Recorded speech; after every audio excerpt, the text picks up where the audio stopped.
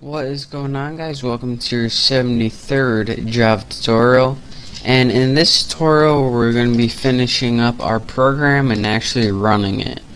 So in the last tutorial we created a list on the left, we created the move button, and we added some functionality to it. So now we go ahead and the only thing we have to do is create the list on the right.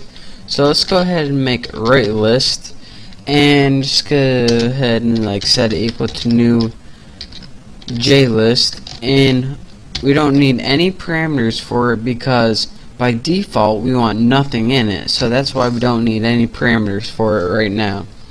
You can if you want, but I mean it'll be kind of useful. And hold on, let me itch my ear. Yeah, that feels good. Get right in there. Disgusting. So now what we need to do is, since we have nothing in our list by default, then it's not even gonna appear on the screen by default, since it doesn't have anything in it. So what we need to do is set a default height and width for it, pretty much. So let's go ahead and see what do we put up here for 3. Okay, what we need to do is first take that right list, and to make sure it appears on the screen by default, what we need to do first is get out of my way. Set visible row count, and I'm gonna set this equal to 3 because our other one was set to 3, and I just want some consistency. So next I'm gonna take that right list, and we need to set a fixed cell height and width. So set fixed cell, let's do width first. That don't even make sense. We'll set a width of like 100, and do the same thing for height. Right list, set fixed, crap, my default thing, height, and we'll set this equal to like 15 or something like that. And this should be enough to hold our values. If it's not, we'll go back and tweak it a little bit, but oh well. And the last thing we have to do aside from this is take that right list, and we need to set the selection mode like before. So set selection, probably can copy this from up there, but too lazy to. Set the selection mode. Make sure I didn't write get selection mode. And what this is going to do, list selection model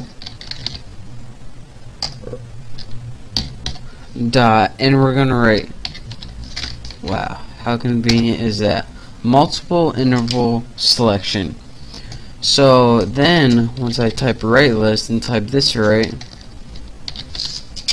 what this is going to do is allow you to select multiple items from the right hand side, and I know you guys can't see that. Multiple interval selection, so just like that. Now that we have our right list made, the only thing we need to do is add it to the screen. So let's go ahead and add new J scroll pane. So we want a scroll bar in this one too. Right list. So now we have everything added to our screen, and our program is basically built right here. So let's go ahead and in our main, I already have this stuff from the last tutorials. Let's go ahead and run this and see what we got. Well, I resized my window a little weird, but we can always change that by setting the size right here, but I'm too lazy for now. So as you can see, the title is title, and now unlike before where we can select single things, if I hold down the shift key on my keyboard, look at this, click, and now I get a multiple selection.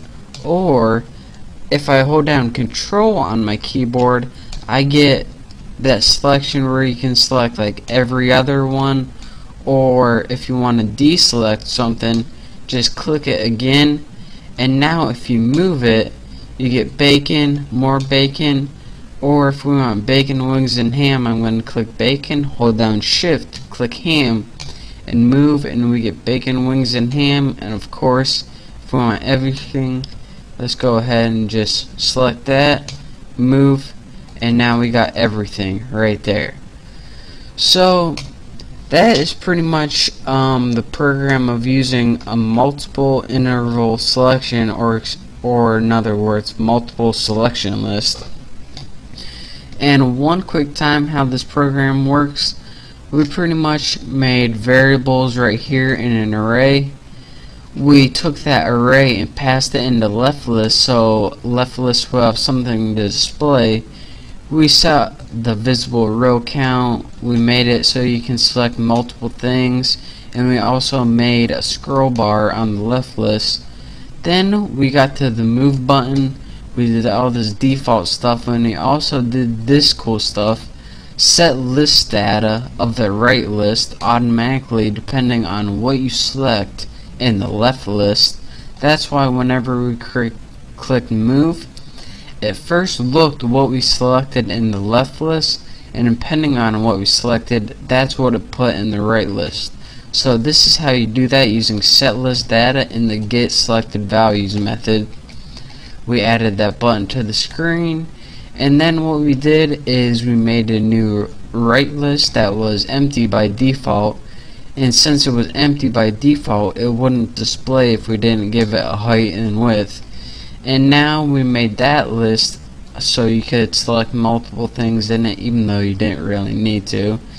And last but not least, we added the right to the screen, so everything was added to the screen, and it was good to go, and it was good to run.